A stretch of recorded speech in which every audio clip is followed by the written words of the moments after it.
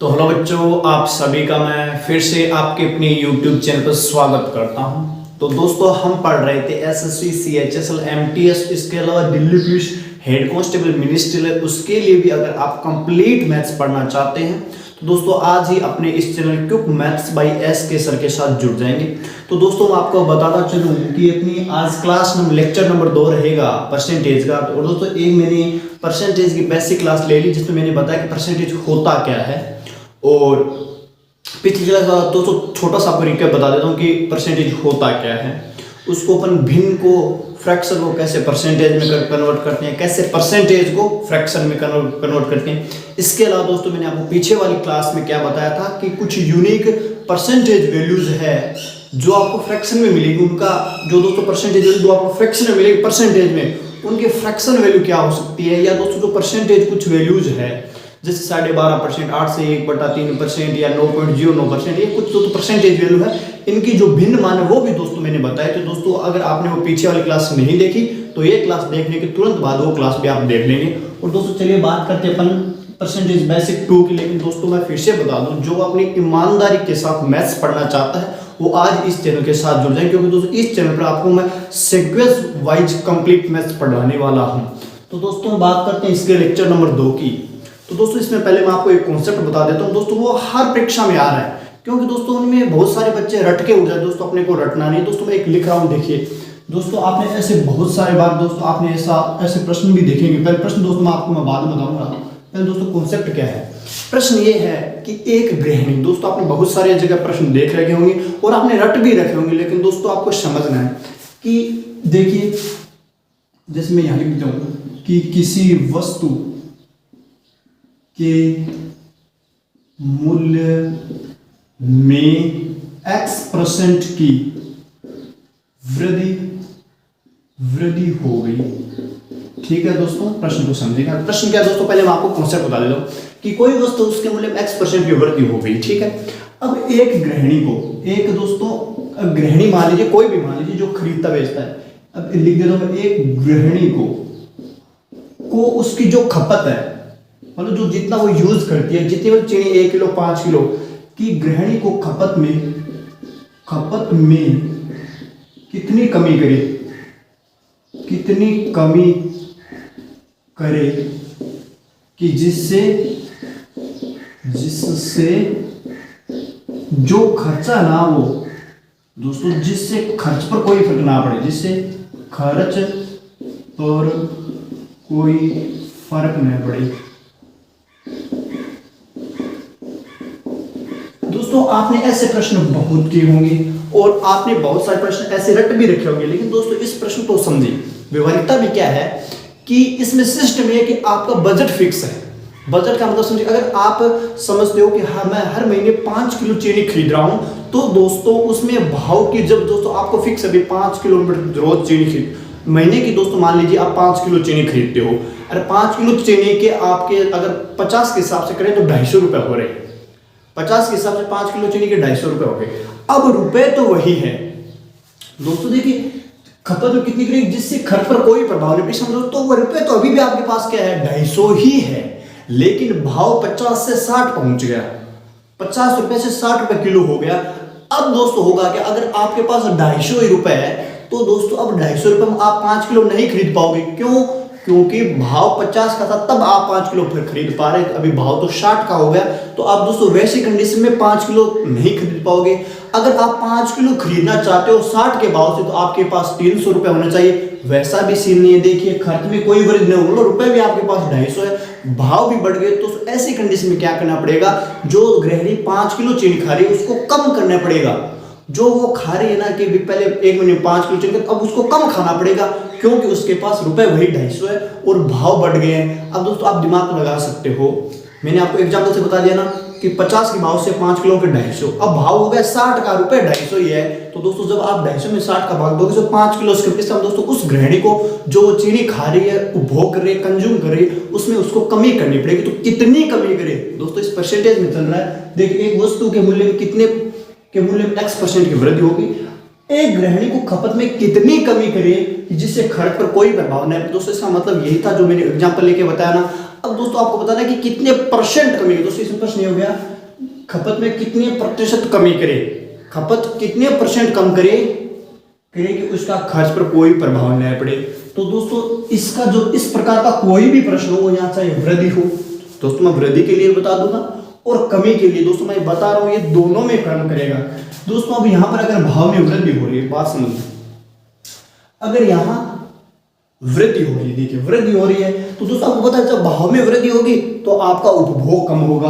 तो दोस्तों ऐसी कंडीशन में जहां दोस्तों बता दें कि जहां भाव में क्या हो रही हो, वृद्धि हो रही हो, दोस्तों जहां आपने मैंने जहां भाव में वृद्धि होगी वहां क्या होगा, खपत में क्या होगी, कमी, खपत में कमी। ये दोस्तों आपको मेंटली खुद ही सोचना पड़ेगा कि अगर अपन भाव सेम रखते हैं, अगर अपन भाव सेम रखते हैं, भाव क्या दोस्तों, अगर अमाउंट या बजट तो टोटल रुपए मैंने जैसे 250 बताया तो वो अगर फिक्स रखते हैं तो जैसे ही भाव बढ़ेगा खपत में कमी हो जाएगी, जैसे ही भाव में कमी आएगी दोस्तों, यहाँ दोस्तों दोनों केस बनते हैं, जैसे ही भाव में क्या आएगी, कमी आएगी, तो दोस्तों भाव में कमी आएगी तो आप बता सकते हैं खपत में क्या होगी, दोस्तों खपत में हो जाएगी वृद्धि।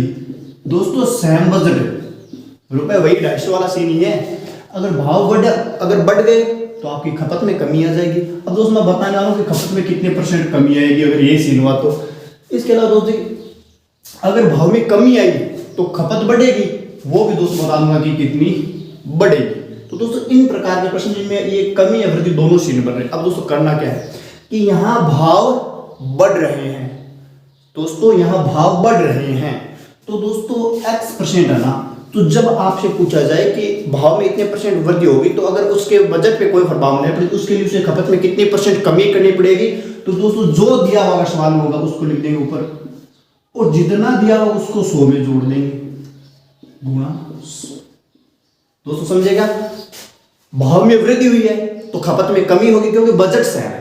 अब खपत में कितनी कमी होगी, कितने परसेंट कमी होगी, तो दोस्तों जो यहां से उत्तर आएगा ना इतने परसेंट कमी होगी। दोस्तों मैं सवाल बताऊंगा, आप 1% की चिंता न करें, लेकिन पहले समझ लें कि भाव में जब वृद्धि होगी तो उसको खपत में कमी करनी पड़ेगी, तो खपत में कितने परसेंट कमी करनी पड़ेगी, तो दोस्तों जो सवाल में दिया होगा वो बटे 100 प्लस में 100 में वो जोड़ देंगे और गुणा 100 करके जो भी उत्तर आएगा उसका परसेंट लगा के बोल देंगे कि इतने परसेंट कमी होगी। दोस्तों इसी प्रकार अगर भाव में अगर कमी आई तो खपत आपकी बढ़ेगी, तो खपत आपकी कितनी बढ़ेगी, खपत में कितनी वृद्धि होगी, इसका परसेंट का है दोस्तों यही x/100। लेकिन दोस्तों करना क्या है कि जब भाव में वृद्धि होगी, वृद्धि का मतलब जुड़ेगा, बढ़ेगा, तो परसेंट वाले में भी जोड़ना है।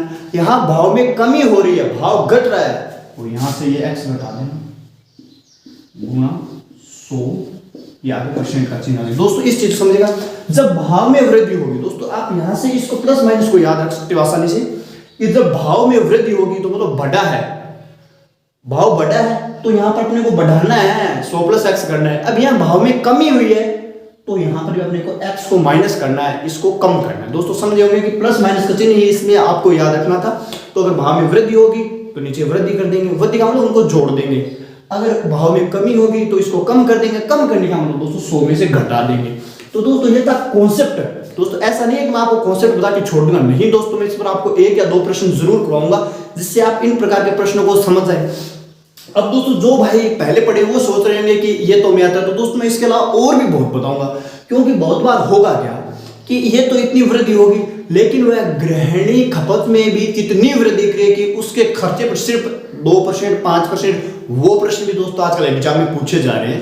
तो दोस्तों ये तो इसका एक जो बेसिक था कि पहले टाइप के प्रश्न, इस कॉन्सेप्ट का पहले टाइप के प्रश्न क्या बन सकते हैं, ये दोस्तों मैं इस स्क्रीन पर ये कॉन्सेप्ट बताया उससे यही बात सत्य हो रही है। इसके बाद दोस्तों मैं यह भी बताऊंगा कि भाव में तो वृद्धि होगी, अगर वह अपनी खपत कंजम्पशन को उतना ही रखना चाहे, मतलब यहां तो देखिए खपत में कमी हो रही, अगर वो खपत को उतना ही रखना चाहे तो उसके खर्च में कितने % की वृद्धि होगी, या यह भी बोल सकता है कि खपत में कमी होगी या वृद्धि यदि वह अपने कुल बजट में इतना % डाल। दोस्तों सारे प्रकार के प्रश्न एक एक टाइप से मैं आपके सामने लेके चलूंगा, लेकिन दोस्तों आज का पहला कॉन्सेप्ट आपकी नजरों के सामने ये रहा कि इस प्रकार का प्रश्न आता है तो खपत में कमी % ऐसे निकाल दोगे और खपत में वृद्धि का % ऐसे निकाल दो। तो दोस्तों उम्मीद कर रहा हूं ये कॉन्सेप्ट क्या है ये आपको समझ में आ गया होगा। अब दोस्तों मैं आपको लेकर चलता हूं इसी कॉन्सेप्ट पर आधारित एक प्रश्न की ओर, और दोस्तों वो प्रश्न आपके सामने ये। हाँ तो फ्रेंड्स पहला प्रश्न आ चुका है दोस्तों। इस प्रश्न को आप आसानी से हल कर सकते हो, और दोस्तों आप सोचेंगे कि इस प्रकार के प्रश्न इतने इजी परीक्षा में आ रहेगा। दोस्तों बिल्कुल आ रहे हैं। आप कोई भी परीक्षा देख लेना, SSC, CGL, bank, MTS, CHSL जिसमें मैथ्स आती है, दोस्तों इस प्रकार का एक प्रश्न आपको गारंटी के साथ देखने का मिलेगा। तो दोस्तों ये मैं आपको समझा रहा हूं तब आपको इतना इजी लग रहा है, लेकिन दोस्तों एग्जाम की दृष्टि से बहुत महत्वपूर्ण यह कॉन्सेप्ट है। दोस्तों प्रश्न देखिए कि चीनी के भाव में 20%, दोस्तों यहाँ कुछ भी हो सकता है, 20% वृद्धि हो सकती है, कमी हो सकती है, 30% वृद्धि कमी, जो भी कुछ भी हो, सवाल के हिसाब से अपने को चलना है कि 20% की वृद्धि हो गई। अब चीनी की खपत में, चीनी के कंजम्पशन में कितने परसेंट की कमी करे या कितने प्रतिशत की कमी करे कि खर्च अपरिवर्तित रहे या खर्च में कोई वृद्धि ना हो। समझ गए होंगे दोस्तों, पीछे जो मैंने कॉन्सेप्ट बताया उस पर आधारित एकदम प्रश्न था। दोस्तों इसके बात करते हैं इसके सॉल्यूशन की, इसके उत्तर की। दोस्तों अब मैंने बताया वही तरीका लगाना है। यहां वृद्धि हो रही है तो 100 बट्टे, अब दोस्तों यहां प्लस लगाऊं या माइनस, ये दोस्तों आपको बताना है। तो दोस्तों मैंने बताया जब भाव में वृद्धि होगी तो इसमें भी वृद्धि हो जाएगी, नीचे वाले में, तो यहां जुड़ जाएगा वृद्धि का मतलब दोस्तों ये बढ़ जाएगा गुणा 100। अब दोस्तों ये हो गया, देखिए इसको मैं आगे करता हूं तो 20 बट्टे 120 इंटू 100। अब दोस्तों यहां से इसको आप काटोगे तो ये बन जाएगा 1/6 इंटू 100। अब दोस्तों 100 तो मैंने परसेंट बनाने के लिए लगाया था। अगर आपने मेरी पीछे वाली क्लास देखी होगी तो उसमें मैंने बताया था कि अपन जब फ्रैक्शन को अगर अपने को परसेंट में निकाल, क्योंकि इसमें देखिए कितने परसेंट की कमी करी, जब अपने को परसेंट निकालनी होती है तब अपन 100 से गुणा करते हैं। अगर दोस्तों मैं यहाँ एक बारी के लिए 100 छुपा दूं तो 1/6 हो गया, 1/6 हो गया। और दोस्तों 1/6 भिन्न है तो इसकी परसेंटेज वैल्यू क्या होगी। दोस्तों मैंने पीछे वाले वीडियो में बताया था कि 1/6 जो भिन्न होता है उसकी परसेंटेज वैल्यू होती है 16/2/3%। तो दोस्तों यहां से आप गुणा करके करोगे तो भी वही आएगा 16/2/3%। जब आप 1 को 100 से गुणा करके 100/6 करोगे तो भी यही आएगा। अगर दोस्तों आपको पीछे वाली क्लास ध्यान में हो तो भी उसमें मैंने बताया था कि 1/6 का मतलब ही 16 2/3 होता है, 16 2/3%। तो दोस्तों आप अगर वो सारी चीजें आप ध्यान में है तो ये 100 में इसीलिए लगा रहा हूं कि इसको मुझे परसेंटेज में कन्वर्ट करना है। अगर आपको 100 से गुणा नहीं करना तो आप सीधा कर लेंगे 20/120 तो 1/6 आ जाएगा। तो दोस्तों अगर आपको 1/6 फ्रैक्शन की परसेंटेज वैल्यू अगर ध्यान में है तो 1/6 का मतलब 16 से 2/3%। तो दोस्तों इस प्रश्न के लिए 16 से 2/3%। अब इसका दोस्तों यह अगर इस महिला को अगर खर्चा वही रखना है जितना पहले था तो उसको अपनी जो खपत है, जितना केजी वो चीनी खा रही है, जो भी खा रही है, उसमें 16 से 2/3% कमी करनी पड़ेगी। इसका मतलब दोस्तों 1/6 कमी करनी पड़ेगी। इसका मतलब ये होगा कि अगर वह महिला 6 किलो खा रही है तो उसको अब 1 किलो कम करके 5 किलो चीनी खानी है। अगर गेहूं, बाजरा, आटा जो भी खाती है, अगर उतने दिन 6 किलो खा रही थी, अगर उतने दिन 6 किलो खा रही थी तो अब उसको 1 किलो कम खाना पड़ेगा। तो 6 से 1 किलो कम करोगे इसका मतलब उसको 5 किलो खाना पड़ेगा। और बात करें परसेंटेज में कि उसको कितना कम खाना है तो 16 से 2/3% उसको अपनी खपत में कमी करनी पड़ेगी। दोस्तों मैं उम्मीद कर रहा हूं यह प्रश्न आपको समझ में आ गया। अब दोस्तों इसमें अगर यहां कमी होती तो दोस्तों यहाँ 20 तो होता, बट्टे कमी की कंडीशन में इसको भी कम कर दे तो 20/80, 20/80 का दोस्तों क्या हो जाता है 1/4। अब 1/4 का अगर आपको याद है तो पीछे वाली क्लास में मैंने बताया 1/4 का मतलब 25% होता है। या आप 20/80 लेकर के इस 100 से गुणा कर लेंगे तो भी आपके पास 25% आ जाएगा। तो दोस्तों मैं एक प्रश्न और लेकर के उसमें आपका टाइम खराब करना नहीं चाहता कि जिसमें मैं यहाँ पर कमी लूं कि 20% कमी। दोस्तों इस सवाल से ही आप कमी वृद्धि दोनों को समझ सकते हैं। दोस्तों 20% कमी की कंडीशन में क्या हो जाएगी कि ऊपर तो वही 20 आएगा लेकिन भाव कम हुए है ना तो नीचे भी कम हो जाएगा। दोस्तों अगर भाव में कमी हुई है ना, अगर ये सवाल में यह नहीं होता, अगर यह नहीं होता, यह होता तो दोस्तों यहाँ पर क्या हो जाता, अगर भाव में 20% की कमी हुई है तो अपन यहाँ भी कम कर देते, बाकी सेम रहता तो यहाँ 20/80 आ जाता। 20/80 का मतलब 1/4 गुणा 100 से करते तो 25% आ जाता। या आपको वैसे ही वैल्यू पता होगी कि 1/4 फ्रैक्शन की परसेंटेज वैल्यू होती है 25%, 25%। तो दोस्तों मैंने जो एक कॉन्सेप्ट बताया था, जो आपने स्टार्टिंग उस पर आ जाए दोस्तों, मैंने एक प्रश्न करवा दिया। अब दोस्तों मैं फिर से बोल दूं, अगर मैं चाहूं तो एक प्रश्न और ले लेता, लेकिन दोस्तों मैं चाहता हूं कि यहीं से आप समझ गए होंगे कि जब भाव में वृद्धि होगी तो यहाँ ऐड कर देंगे, और अगर भाव में कमी होगी तो यहाँ सब्सट्रैक्शन कर देंगे, माइनस कर देंगे। तो दोस्तों ये आज का अपना पहले कॉन्सेप्ट पर आधारित पहला प्रश्न था। अब दोस्तों नेक्स्ट प्रश्न ही ले रहा हूं, इस कॉन्सेप्ट से रिलेटिव होगा, लेकिन उसमें कुछ नई चीजें आपको देखने को मिलेगी, वो ये रहा। तो बच्चों नेक्स्ट प्रश्न उसी कॉन्सेप्ट से मिलता जुलता लेकिन थोड़ा अलग प्रश्न आ चुका है। दोस्तों मैं आपको हर वीडियो में कुछ ना कुछ तो जरूर सिखा के जाऊंगा, ये दोस्तों मेरा वादा है। दोस्तों मैं हर कॉन्सेप्ट में, हर प्रश्न में एक नई चीज ऐड करने की कोशिश करूंगा। दोस्तों प्रश्न को देखिए, प्रश्न क्या है कि गुड़ के भाव में, गुड़ है दोस्तों, उसके भाव में 20% की बढ़ोतरी हो गई, उसमें 20% की वृद्धि हो गई, ठीक है। इसके परिणाम स्वरूप भाव बढ़ने के कारण परिवार ने खपत में जो वो चीनी गुड़ शक्कर खा रहे थे उसमें 20% की कमी कर दी। गुड़ में 20% की कमी, भाव में 20% की वृद्धि होगी, लेकिन घर वालों ने क्या किया कि देखा भाव बढ़ गया, इन्होंने सीधे ही 20% अपने गुड़ के कंजम्पशन कम कर दिए। तो किए जाने वाले खर्च पर क्या प्रभाव पड़ेगा? जो परिवार द्वारा पैसे लगाए जा रहे थे वो बढ़ेंगे, कम होंगे, उस पर क्या फर्क पड़ेगा? ये दोस्तों आपको इस सवाल में पूछा गया। तो दोस्तों आप समझ सकते हो पीछे वाले सवाल से ये बहुत ज्यादा अलग हो गए। चलिए दोस्तों बात करते हैं इसके सॉल्यूशन की। दोस्तों इस सवाल को करने के बहुत सारे तरीके हो सकते हैं।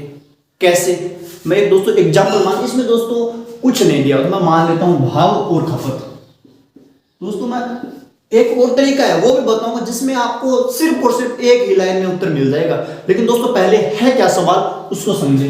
भाव, खपत होगी और खर्च होगा, समझे कि नहीं दोस्तों? भाव हो गया कुछ, जैसे 5 रुपए किलो, आप खपत करेंगे 2 किलो, 5 किलो, 10 किलो, और उसका दोनों का मिलके कुछ खर्चा बनेगा। तो दोस्तों मान लेता हूं कि 10 रुपए किलो होगा गुड़। दोस्तों यहाँ 10, 50, 100, 20 आपका जो मन करे वो मान लेना। 10 रुपए भाव होगा और मैं 10 किलो ही गुड़ खा रहा था। दोस्तों ये परिवार वाले 10 रुपए किलो के भाव से थे, गुड़ का भाव था, और 10 किलो खा रहे, तो इनका खर्च कितना भाव होगा? दोस्तों उम्मीद कर रहा हूं ये सो आप निकाल पा रहे हो कि 10 के भाव से 10 किलो गुड़ का 100 रुपए होंगे। अब भाव में क्या हुआ मित्रों? भाव में 20% की बढ़ोतरी होगी। तो दोस्तों इसका 20%, भाव ये रहा, इसका 20%, तो 10 गुणा 20/100। तो दोस्तों इसका 20% कितना हुआ?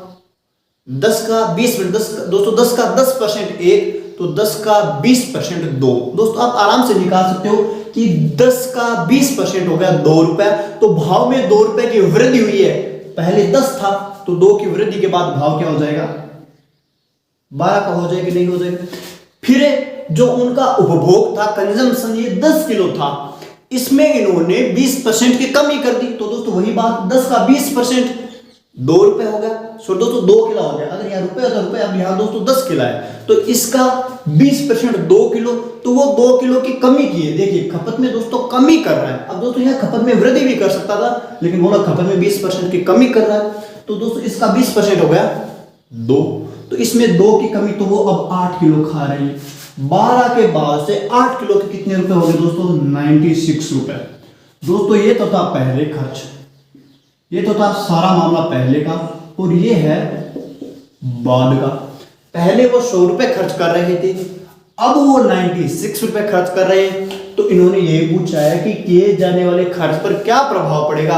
पहले दोस्तों आप यहां देख के मुझे बताएंगे कि खर्च में वृद्धि होगी या कमी होगी। तो दोस्तों आप साफ देख सकते हैं, पहले 100 रुपए खर्चा कर रहे थे, अब 96 रुपए कर रहे हैं। इसका दोस्तों इनका खर्चा कम हुआ है। कितना हुआ है, कितने परसेंट हुआ है, किए जाने वाले खर्च पर क्या प्रभाव पड़ेगा? आपको परसेंट प्रभाव बताना है दोस्तों। क्या बताना है कि कितने परसेंट की कमी या वृद्धि होगी। तो दोस्तों पहले तो आपको एक चीज पता लगी कि इसमें होगी तो कमी ही। क्या होगी मित्रों?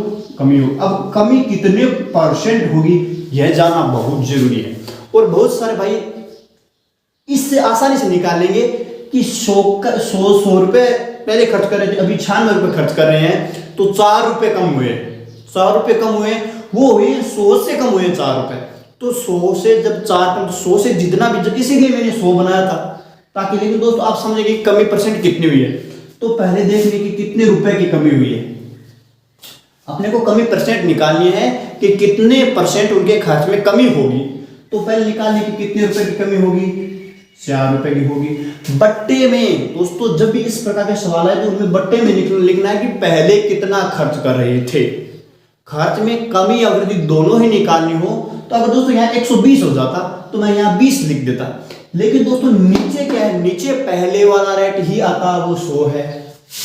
और दोस्तों मैंने बताया था ना कि अगर आपको परसेंट में निकालना तो उसके लिए आपको 100 से गुणा करना पड़ेगा। तो दोस्तों ये देखिए 100 से 100 और 4% की कमी हो जाएगी, किसमें, परिवार द्वारा किए जाने वाले व्यय में 4% की कमी हो जाएगी। दोस्तों इस उदाहरण से आप आसानी से समझ सकते हो, पहले की भाव, पहले खपत, पहले का खर्च, बाद में भाव क्या है, बढ़ा हुआ, खपत घटी हुई, टोटल खर्च।